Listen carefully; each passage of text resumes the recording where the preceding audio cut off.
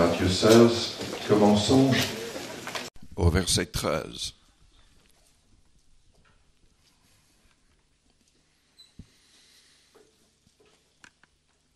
Jésus étant arrivé dans le territoire de Césarée de Philippe, demanda à ses disciples, « Qui suis-je au dire des hommes? Moi, le Fils de l'homme. » Ils répondirent, « Les uns disent que tu es Jean-Baptiste, les autres Élie, les autres Jérémie ou l'un des prophètes.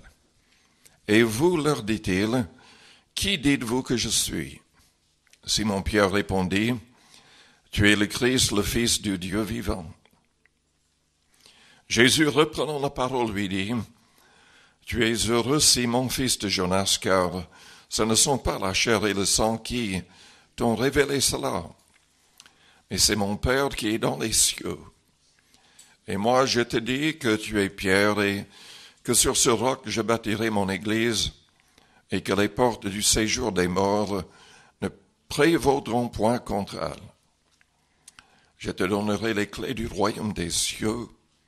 Ce que tu lieras sur la terre sera lié dans les cieux, et ce que tu délieras sur la terre sera délié dans les cieux. » Alors il recommanda aux disciples de ne dire à personne qu'il était le Christ. Père Céleste, nous te louons, nous te bénissons ce matin. Que ta parole pénètre nos cœurs, que cette vérité soit au fond de nos cœurs. Seigneur, manifeste-toi à toute personne inconvertie dans cette salle, à toute personne qui a besoin de délivrance, de guérison. Seigneur, agis et sois glorifié au milieu de nous. Au bon nom du Seigneur Jésus, Père, nous te le demandons. Amen. Vous pouvez vous asseoir.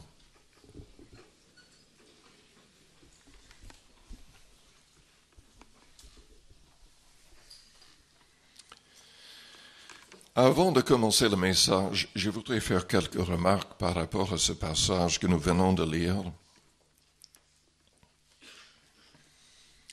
L'Église n'est pas bâtie sur l'apôtre Pierre. L'Église catholique se sert de ce passage pour dire que l'Église est bâtie sur Pierre et sur la succession de papes. Pierre n'était pas un pape. D'ailleurs, il n'y avait pas de pape avant au moins le IIIe siècle. L'idée de l'existence d'un pape est anti-biblique et contre l'enseignement clair du Christ dans Matthieu 23.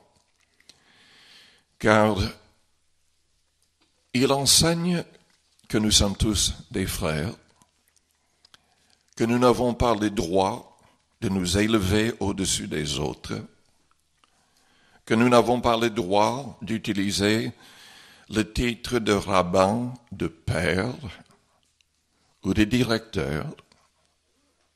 Nous sommes tous des frères. L'idée d'un pape est complètement contre l'enseignement du Christ. Ici, dans notre traduction, c'est clair qu'il y a une différence, mais dans la Bible de Jérusalem que les catholiques utilisent, il n'y a pas de différence faite. Mais le Nouveau Testament a été écrit en grec. Et Jésus-Christ a dit clairement à Pierre, « Tu es Pétros, une petite pierre. Mais sur ce Pétra, le rocher ou le roc, je bâtirai mon église. » Ce rocher, c'est le Christ lui-même, mais surtout notre confession de foi dans le Seigneur. Pierre venait de dire, tu es le Christ, le Fils du Dieu vivant. Dans 1 Jean, au chapitre 4 et 5, c'est souligné que Jésus-Christ est le Fils unique de Dieu. Et pour avoir une relation avec le Père Céleste, nous devons déclarer cela publiquement, qu'il est le Christ et le Fils de Dieu. Évidemment, ça va empêcher les musulmans d'aller au ciel. Ça va empêcher les témoins de Jéhovah et les mormons d'aller au ciel. Parce qu'ils n'acceptent pas Jésus-Christ comme étant le Fils unique de Dieu. Pour les uns, il n'était qu'un homme, pour les autres, un ange. Mais la Bible déclare que Jésus-Christ est un avec le Père.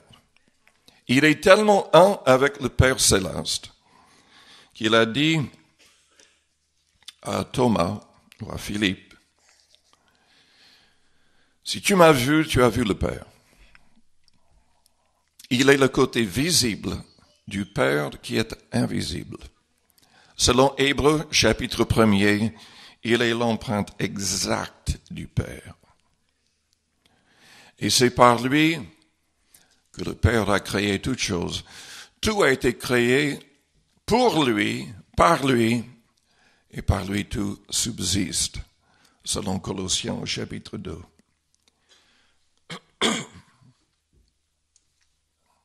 Cela dit, commençons le message. Enfin, peut-être que je devrais ajouter, dans ces lettres, les lettres de l'apôtre Pierre, il a dit clairement que la fondation de l'Église, la pierre angulaire, était Jésus-Christ lui-même. Et il a dit que lui et nous, tous les croyants, sont des pierres vivantes. Et nous formons ensemble la vraie Église de Jésus-Christ. Pour faire partie de cette Église, nous devons naître de nouveau.